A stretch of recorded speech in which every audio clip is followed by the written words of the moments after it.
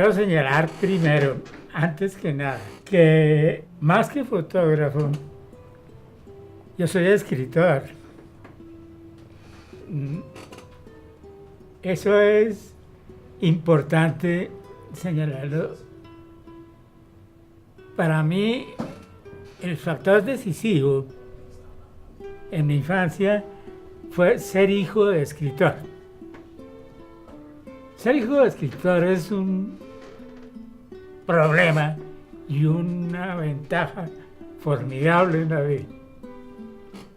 El problema es estar a la altura de alguien como fue mi padre.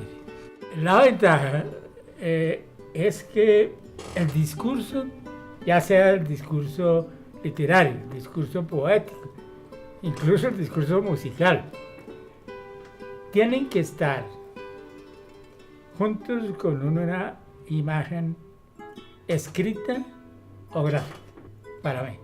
Si uno no puede ponerle algo que vio y registró, ya sea con la vista o con la cámara, pues no tiene nada que decir. No hay discurso. Ese es el punto esencial de la actividad creativa que aprendí de mi padre. La otra enorme ventaja fue haber entrado cuando muy niño al mundo de la lectura. Pero resulta que fui un lector doble. Leí mucho de libros, pero leí también imágenes que veía y suponía en torno a mí. Mis espacios arquitectónicos, mi casa, mi parque. Sobre todo eso yo podía y aprendí de mi padre que esas imágenes supuestas contienen un discurso. Al cabo de toda la vida hay que hacer un repaso de esos discursos. Yo le debo a mi padre prácticamente todo lo que soy. No hay que confundir eso con decir todo lo que he hecho. Lo que he hecho es mío, pero lo que soy es de mi padre.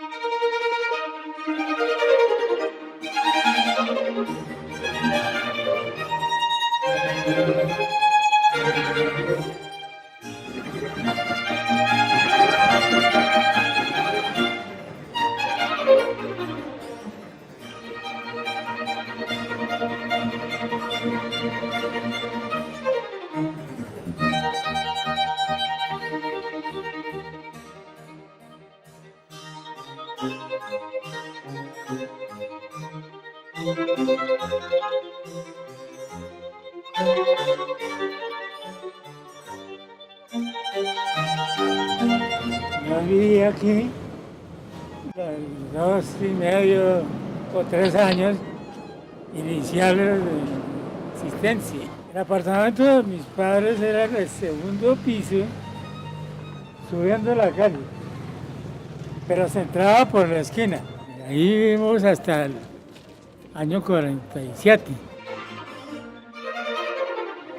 Es que, mira, esto era uno de los edificios más modernos en ese momento, en el año 37.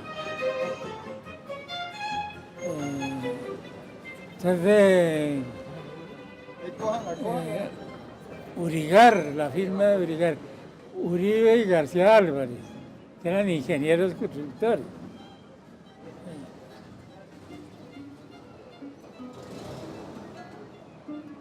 ¿Quién le puso los adornos y los adornos? Esto era tan novedoso que tenía garaje. Tenía garaje. Pero la Carbonera seguía existiendo arriba.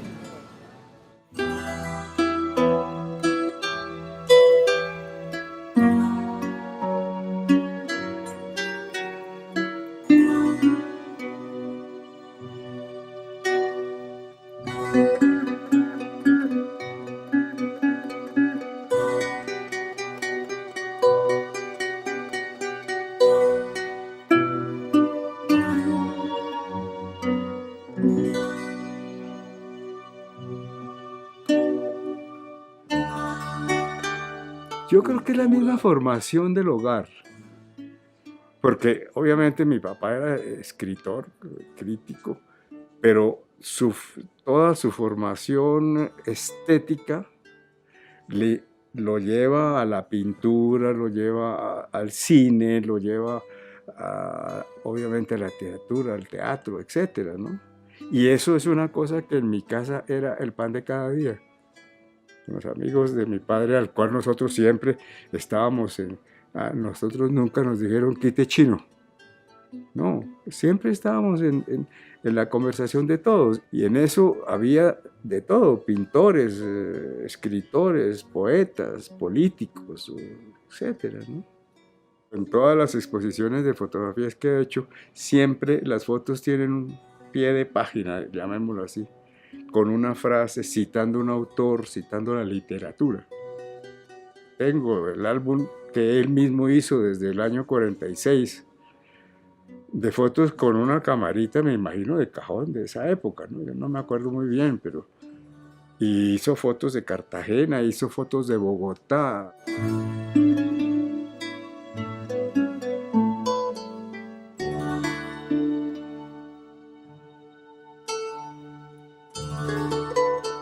La arquitectura, en el fondo, fue una excusa para hacer otras cosas.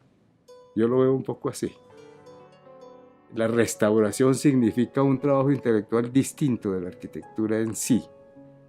No es una creación de espacios como es la arquitectura, sino es una reconstrucción de espacios, y eso es lo que él hace. Con la fotografía hace lo mismo, reconstruye la arquitectura de algunos arquitectos que le contrataban fotos para la Bienal. Siempre la arquitectura se resaltaba, entonces él reconstruye un poco la arquitectura con la fotografía.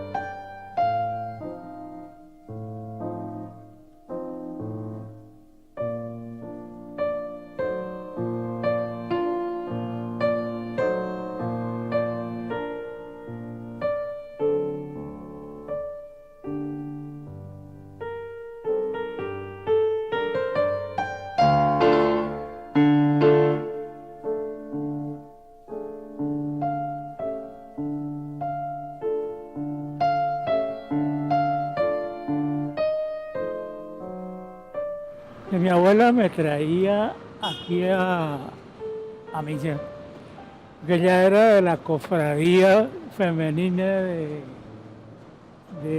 la iglesia. Y ella venía trayendo las flores para el arreglo de la iglesia. Entonces me llevaba a mí, sí, yo tendría 4 o 5 años. Y aquí al lado había un par de tiendas que vendían artículos religiosos y cosas. Aquí habían unos molinos arriba en terrenos de los Andes. Había unas ladrilleras allá donde está la media torta. Entonces este barrio fue tomando cierta autonomía, muy diferenciado de la Candelaria.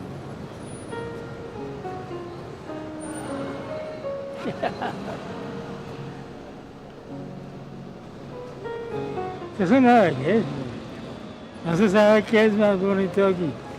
Si el piso o el banco que se fabrica. Cambio de materiales, los faroles.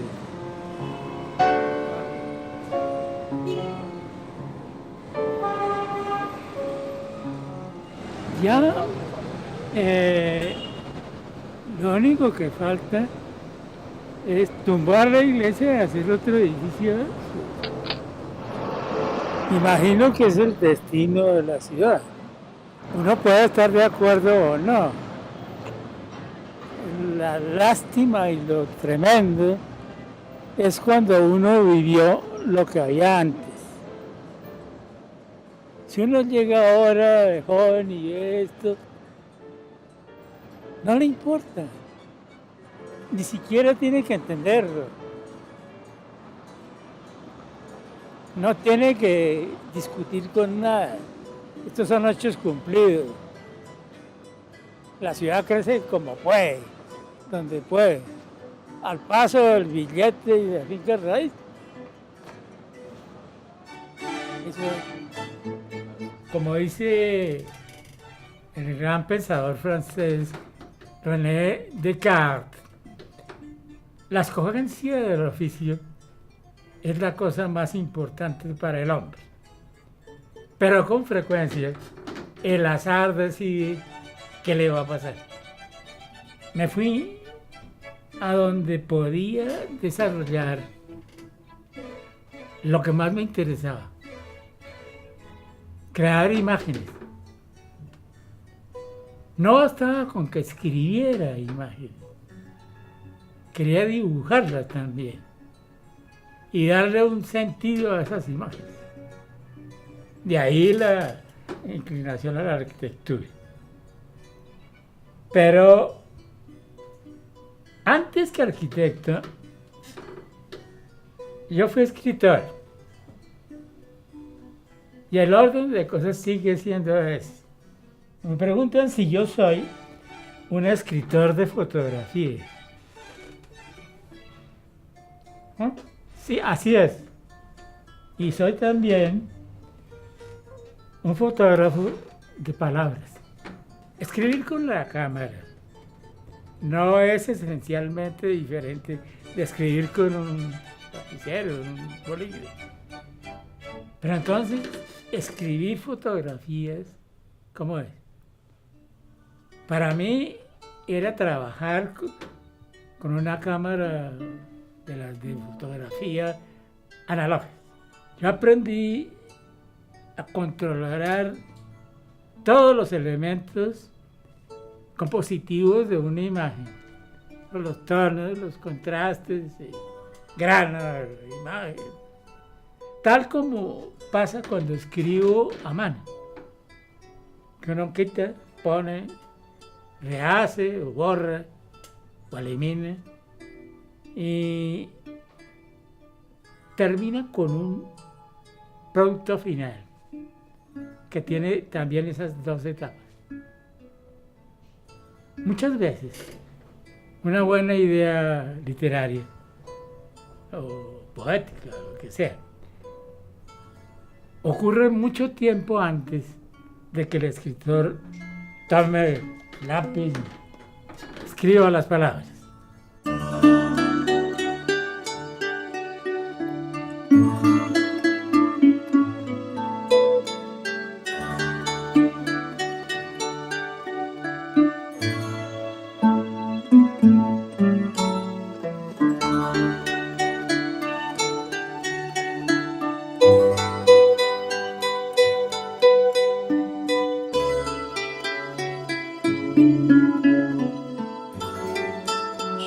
Bueno, Germán Telles, realmente viéndolo objetivamente y con cierta distancia, es uno de los arquitectos importantes del siglo XX colombianos y de este momento, de estos comienzos del siglo XXI.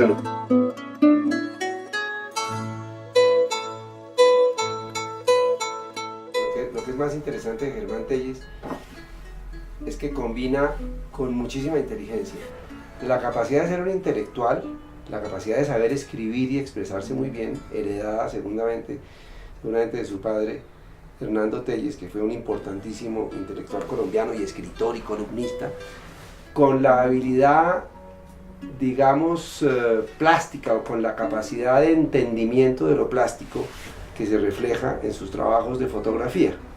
O sea, esa mezcla de una parte humanista, crítica, de entender la sociedad, con la sensibilidad plástica que tiene, la ha manejado y probablemente no se ha dado cuenta de esta importancia, porque él es una persona que está como constantemente reflejando situaciones de no satisfacción, haciendo crítica, ¿no? Es muy activo en esto. Entonces, esas dos condiciones las ha mezclado de una manera muy importante para la arquitectura colombiana. Primero, a través de unos trabajos de fotografía que van desde la fotografía de enorme poder plástico, como esas fotografías con grandes zonas blancas y grandes zonas negras que vemos en el libro de él que se llama Crítica de Imagen y en otras publicaciones, y también con algunas fotografías muy precisas que se ven también en este libro, que muestran y describen muy bien la arquitectura. La fotografía puede tener dos fines: sencillamente abstraerse de la arquitectura, hacer una bella foto, pero también mostrar la arquitectura. Germán ha sido capaz de combinar las dos, digamos, opciones de arquitectura fotografiada, tanto que hay bienales de la arquitectura colombiana. La arquitectura colombiana creo que lleva 25, 30 bienales ya hechas, él ha estado casi en todas. Hay bienales en que todos los trabajos importantes premiados fueron fotografiados por Germán Telles, y hubo un momento en que si no hay fotografía de Germán Telles no hay premio, ¿no?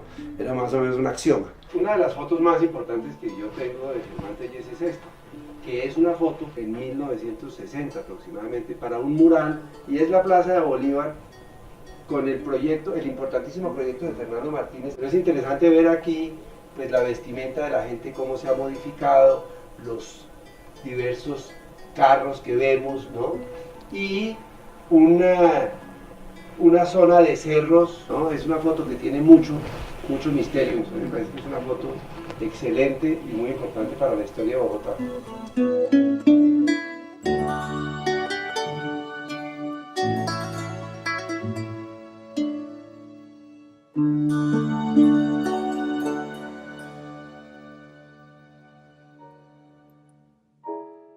Esto es parte de la parte fotográfica de la tesis mía en la Universidad de los Andes, cuando existía Bellas Artes. Entonces yo soy el único fotógrafo graduado de Bellas Artes, sí, hasta el momento. Bueno, todo el resto de la gente son pintoras y pintores, incluyendo Luis Caballero. Bueno, entonces la tesis es sobre un trozo de una calle en la isla de Mykonos, una de las islas del Egeo.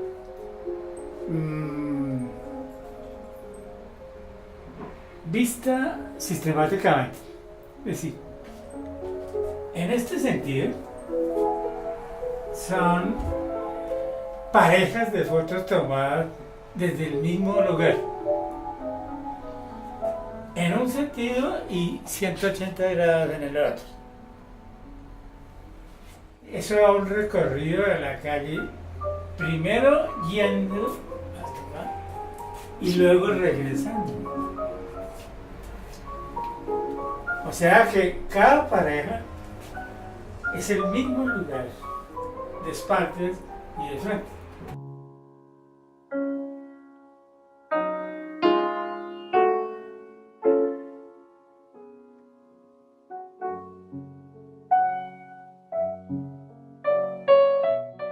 Aquí en el bloque B de los Andes fueron mis primeras clases de cálculo estructural y de teoría de la arquitectura. Mira, todavía queda la ventanería y las puertas originales.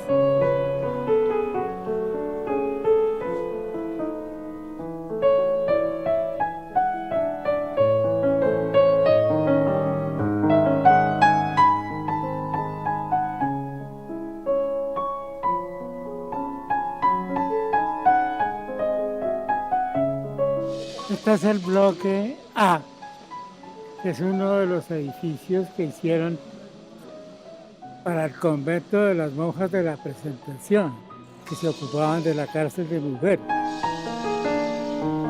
Data de 1922.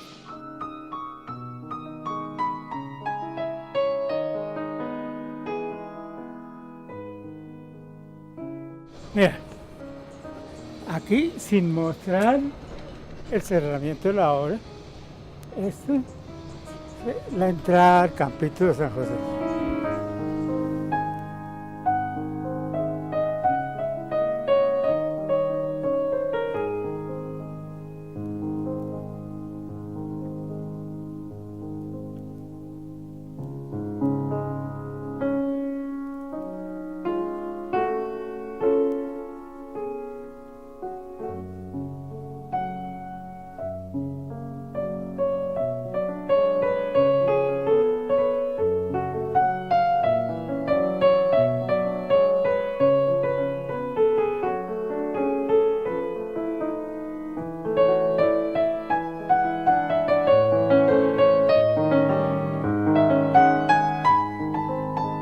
Primeras clases en el Campito fueron en esta caseta. Oh, profesor, esto es toda la época del profesor mío.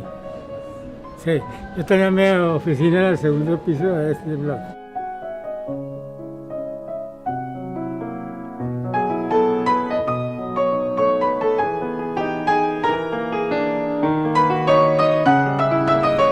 El año en que yo nací. Yo alcancé a dar clases cuando arreglaron la fábrica de Richard, que es aquel. Era la fábrica de sombreros de Fiat.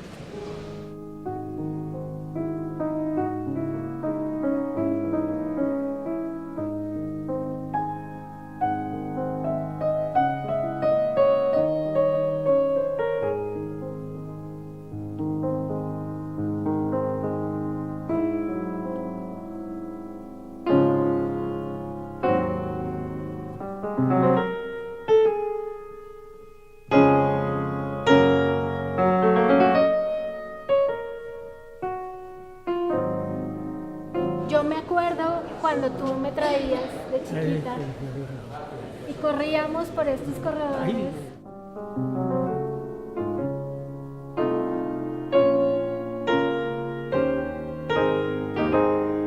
Tu oficina quedaba aquí arriba. ¿Arriba?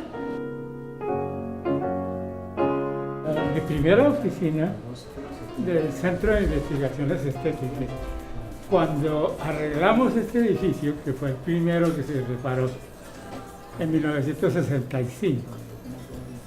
Entonces, mis dibujantes todos trabajaban acá y yo estaba ahí. Los que vimos este lugar, lo llevamos con nosotros, es nuestro, eso es lo importante.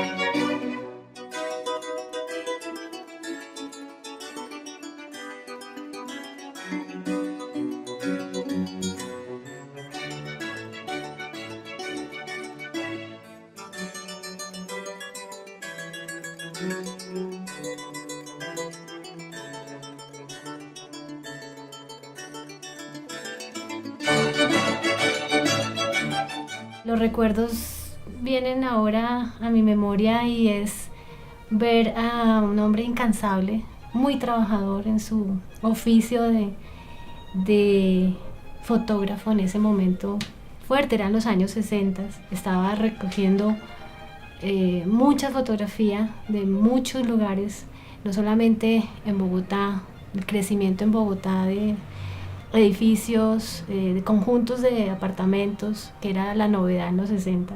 Realmente fue en ese momento cuando le empiezan a solicitar muchas fotografías de de esta arquitectura moderna.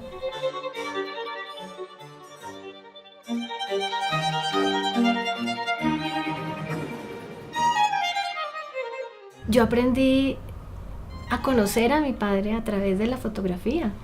Realmente fue a través de los libros. Cuando yo empiezo a descubrir que tengo un papá famoso y que todo el mundo me empieza a decir que su papá es famoso porque está haciendo libros de fotografía, está escribiendo sobre arquitectura, está haciendo crítica de arquitectura y está salvaguardando un patrimonio arquitectónico importante, colonial. Dedicó toda su vida y sigue dedicando, a sus 84 años, sigue dedicando su vida a su oficio de la fotografía, de la escritura. Es su mundo, ha sido su vida el escribir, es su manera de comunicarse también.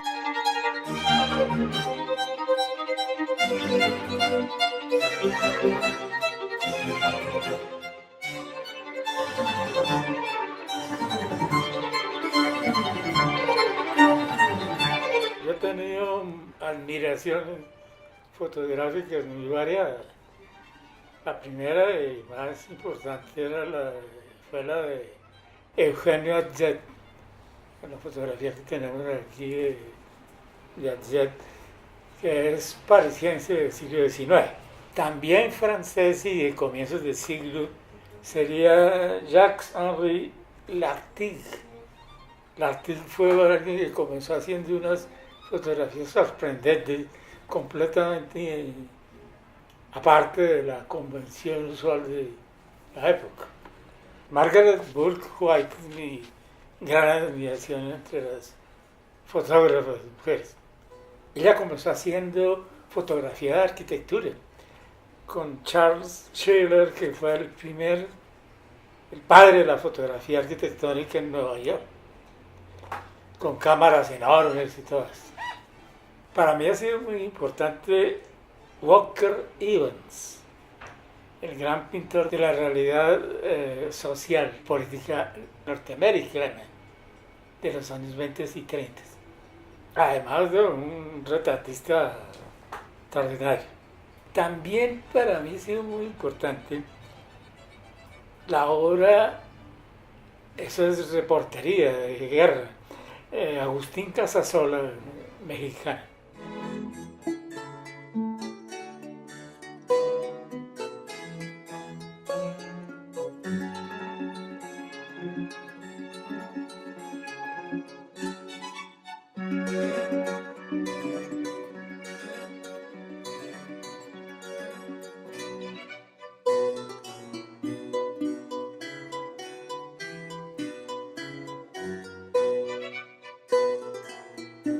Conocí como profesor de la Universidad de los Andes de Historia de la Arquitectura en el proceso de mi carrera, estamos hablando de los años finales de los 60, y el mundo que él nos mostró a través de sus fotos, porque él daba historia, pero la historia no era una historia plana, aburrida, de esas. Era a través de sus fotos, de sus viajes y de su manera de haber visto el mundo él personalmente a través de su cámara. Se me dio por la vida el hecho de ir a hacer un posgrado en revitalización de conjuntos monumentales, porque mi primer puesto fue trabajar en una entidad que ya no existe, porque se llamaba la Corporación de Turismo, que tenía todo el manejo del patrimonio cultural del país. Estaba haciendo la restauración de Cartagena y la corporación, que la dirigían dos cartageneros, le dio un impulso que le cambiaron la cara. Una de las cosas para que eso pasara fue que Germán Telles hizo, con un contrato de la Universidad de los Andes, el levantamiento de las fachadas de Cartagena. Nada más, eso no existía. Nadie sabía cómo era Cartagena realmente. Y lo que pasó, lo que vemos ahorita no se hubiera podido hacer si no hay esa conciencia del levantamiento del patrimonio. A mí, por por suerte pues me tocó ese como mi primer trabajo y me fui a España a hacer una maestría en eso, en la arquitectura querino, para entender querino. ¿Por qué Cartagena es así? ¿Por qué Popayán es así? ¿Por qué Tunja es así? ¿Por qué Quito es así? Y para poder entender eso había que irse a Andalucía y a Extremadura para entender de dónde eran los tipos que se montaron en las carabelas y que vinieron acá, se bajaron de la carabela y siguieron haciendo acá lo que estaban haciendo allá. Pues eso era lo que nos había enseñado Germán. Esto no es que sean ni las mejores ni de todas las obras, pero hay fotos de la historia de Germán, del primer conjunto que hicimos en esta oficina. Hay varias fotos, todas estas fotos de Baleares las tomó Germán, son maravillosas. Todo esto es un conjunto que se llama Baleares, que esta obra la hizo Carlos Mijares, un arquitecto mexicano que ya no puedo, pero que es una maravilla de persona. Por aquí está la casa de la que les hablaba. Miren, a esta casa. Esta casa fue sobre la que él escribió, con estos patios completamente andaluces, siendo una casa completamente contemporánea, no una mezcla de estilos, no es un problema de estilos, sino es un problema de entendimiento de las cosas básicas y esenciales.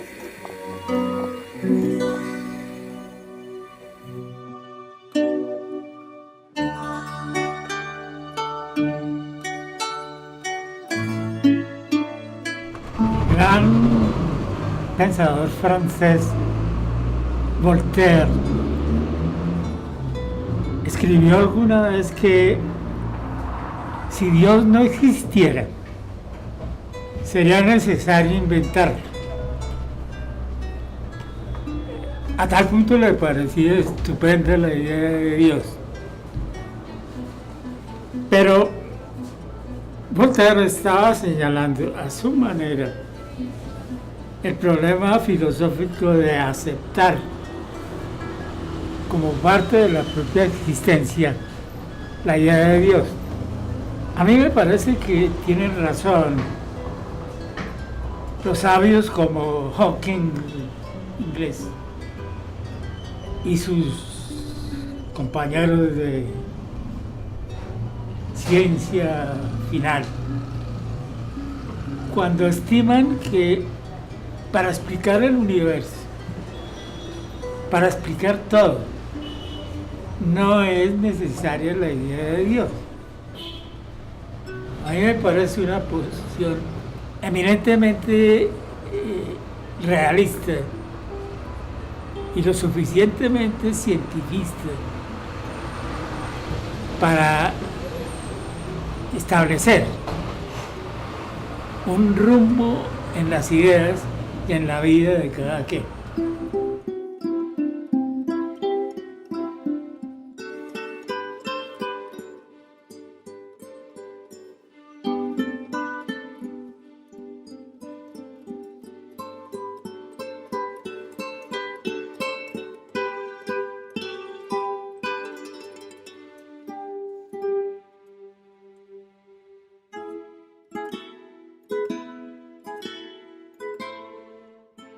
Eso fue ocurriendo de una manera muy natural, porque de ser un alumno ayudante que le colaboraba a Germán en sus recorridos por los centros históricos, eso fue complementándose con responsabilidades que íbamos compartiendo en cuanto a la selección de material, en cuanto a la clasificación de material, y de esa manera, digamos, el aprendizaje se fue volviendo más una colaboración, y la colaboración se volvió una sociedad a través del tiempo. Pero te estoy hablando de periodos de tiempo largos, ¿no? De periodos de tiempo de 12, 15 años, en que no había necesidad ya de intercambiar palabras, sino que empezábamos a hacer un equipo, empezábamos justamente a través de la imagen, empezábamos a entendernos y a saber valorar lugares, a saber construir escalas de valor en los lugares, que era lo que básicamente nosotros hacíamos. Y el principal instrumento para construir esas escalas de valor eran justamente las imágenes.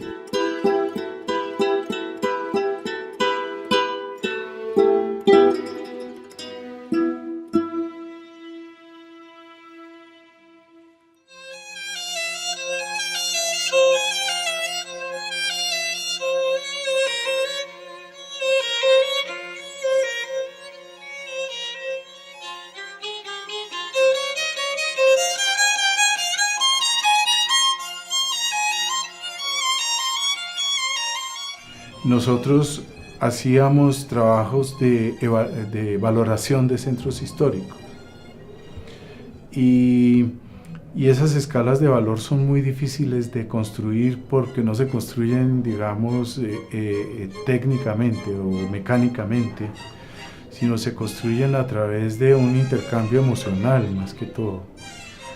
Y yo creo que el principal instrumento era en efecto las imágenes que Germán Telles producían y lo que él nos hacía ver, o en este caso particular mío me hacía ver a través de esas imágenes. Cada imagen le decía, ojo, aquí hay un valor, o cada imagen le podía ser, como dije antes, un elemento crítico muy poderoso, que le obligaba a uno a asumir valores o a desechar elementos negativos en un recorrido.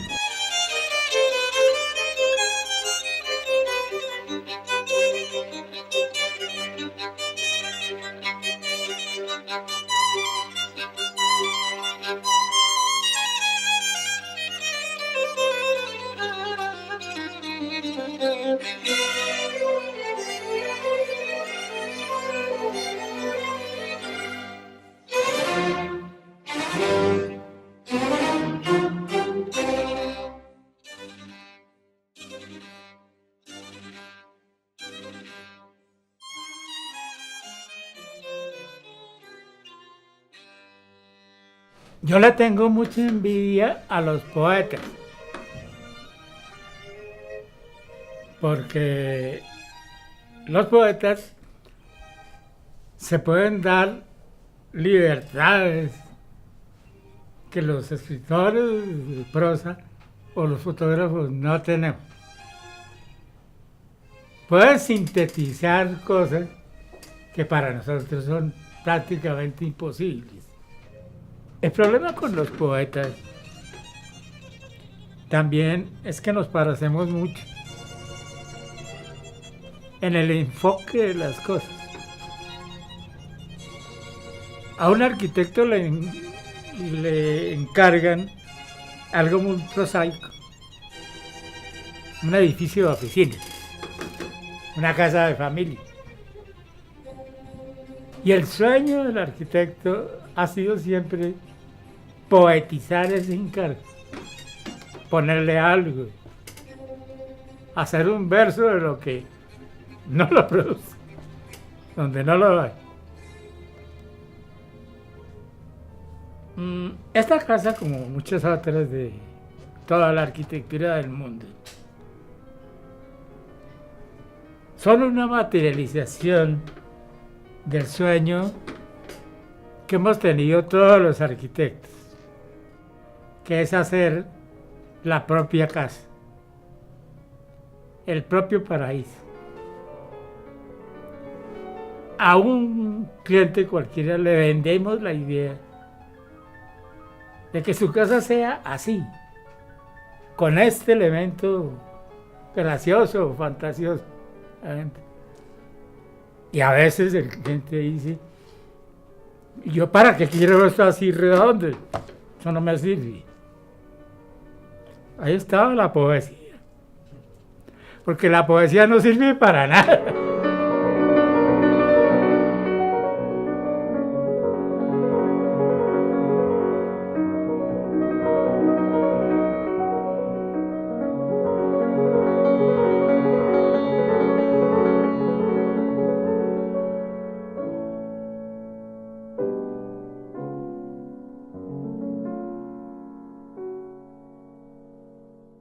Germán es arquitecto, pero es también escritor, es un artista, es un pensador y es un escritor con la cámara, es un excelente fotógrafo. Y no solamente desde la técnica, sino desde, digamos, el contenido de su obra es muy importante en la historia de la fotografía arquitectónica en Colombia.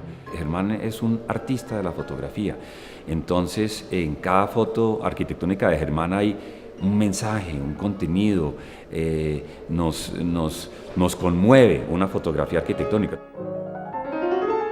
Hay un aspecto fundamental en el trabajo fotográfico de Germán Telles y es el manejo de la luz.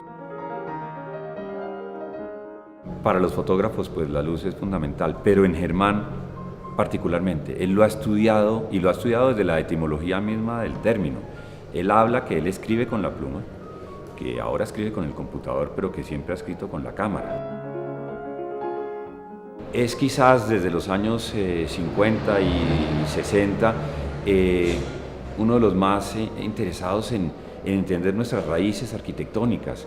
Germán, desde que se graduó de la universidad en el año 57, fue profesor de Historia de la Arquitectura en la facultad, desde muy joven. Pero al tiempo ha sido un pionero en todo el estudio y propuestas de recuperación del patrimonio arquitectónico. Él es uno de los primeros que hace una valoración seria desde la arquitectura, no solamente desde la historia. Germán es miembro desde finales de los años 70 de la Academia Colombiana de la Historia. Entonces él es un pionero en la restauración arquitectónica en Colombia. Y él abrió un camino, de algo que ya hoy sigue siendo en parte un poco de novedad, pero ya no lo es tanto como fue en la época de Germán.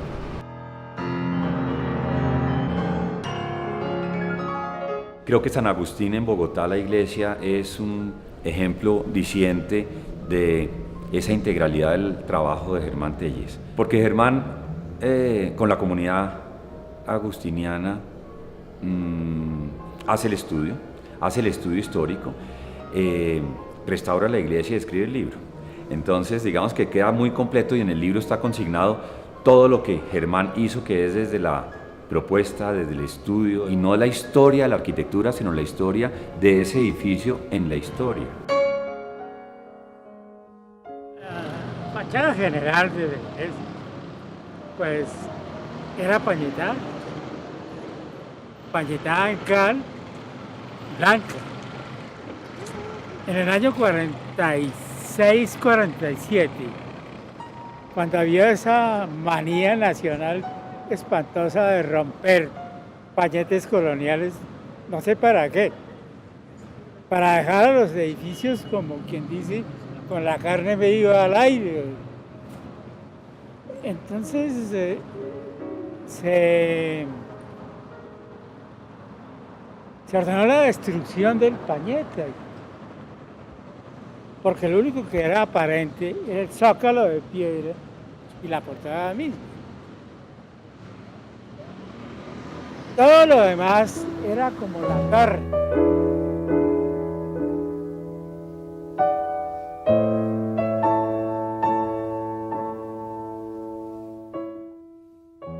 Precisamente San Agustín, que por algo es mi santo favorito, en el momento dado escribe, luego de que su madre Santa Mónica lo llevara por el camino de la mística y se convirtiera en padre de la iglesia. Entonces dice, vago a tientas por las cavernas de mi memoria. Esto es toda la memoria. Esto no es sino mi memoria.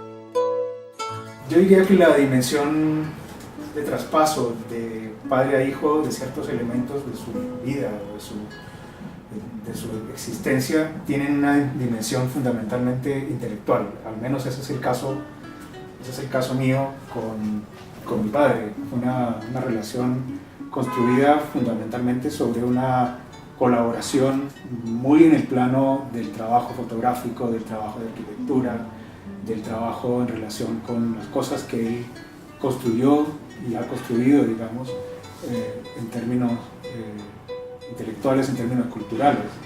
Eso incluso se ha ido acentuando en el último tiempo porque, de hecho, mi colaboración con él se ha vuelto quizás un poco más de explorar en la intimidad de su trabajo, trabajando en la digitalización de su archivo, trabajando en la recuperación de parte de una memoria que se vuelve frágil y que creo yo es fundamental mantener. La fotografía en sí misma ya es una suerte de huella que uno va dejando, pero yo diría que quizás la fotografía, o una de las fotografías que encontré que resume muy bien esa actitud mía frente a la dimensión intelectual y personal de mi padre es esta, una fotografía en la que yo estoy muy de niño, vestido con una ruana. Al fondo se ve el edificio de la Facultad de Ingeniería y de la antigua Facultad de Arquitectura de la Universidad Nacional, al fondo los cerros de Bogotá, y abajo la sombra de mi padre, no sé si en un tono quizás amenazante, quizás no, pero las sombras de la tarde daban un poco esa condición. Entonces, a medida que uno explora el archivo de fotografías, se va uno dando cuenta de cuán importante a veces puede haber sido yo como hijo para mi padre, una figura quizás un poco distante, allá metida dentro del escenario de la arquitectura moderna que mi padre tuvo a bien fotografiar durante su vida.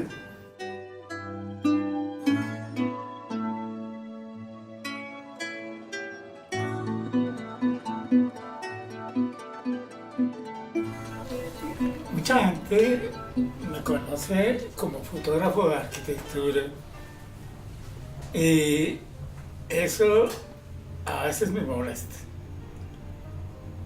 Yo he sido fotógrafo de muchos temas más,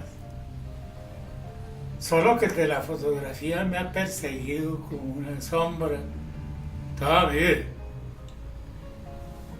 Sin embargo, hay uno que sigue siendo obsesivo para mí, es el de las mujeres.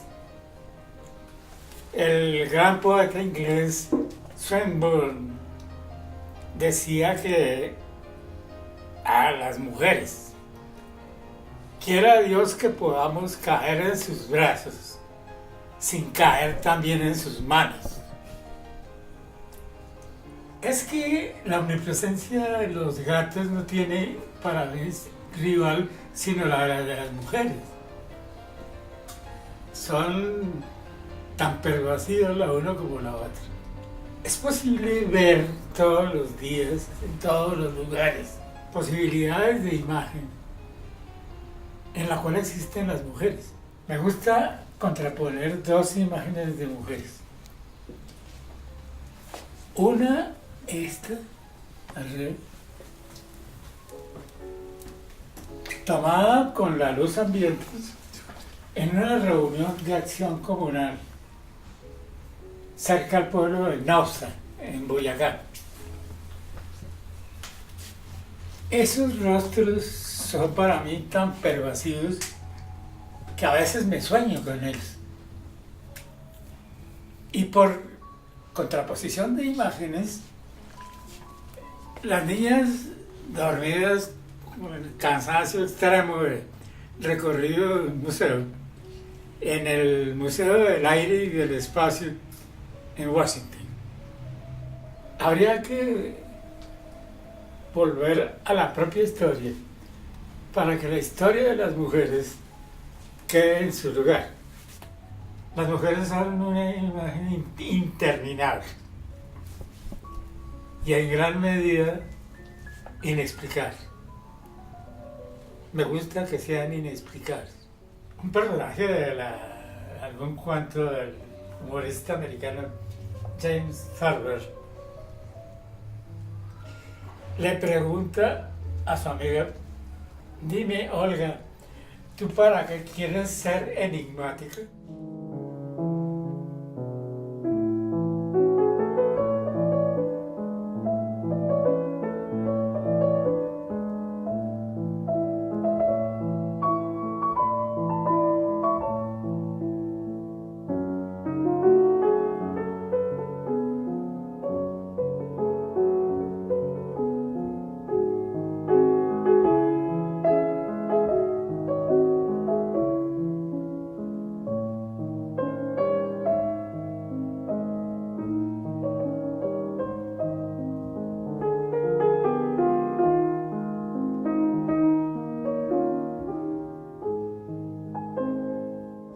Pienso que ya había citado a Eugenio O'Neill, el gran dramaturgo norteamericano,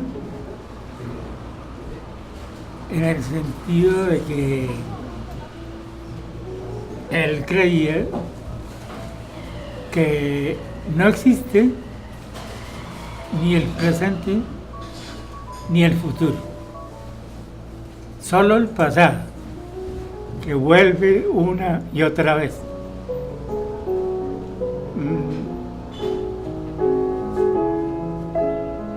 Cuando uno llega a cierta edad, no tiene sino pasado. Entonces depende de que se le ocurran cosas para hacer y para pensar que vienen del pasado, como este edificio.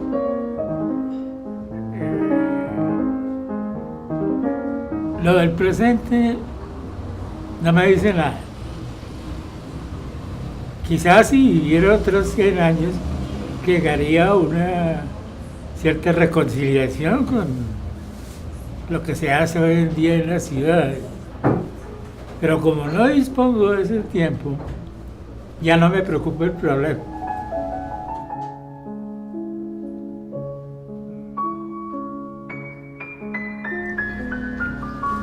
No creo que no se puede hablar del futuro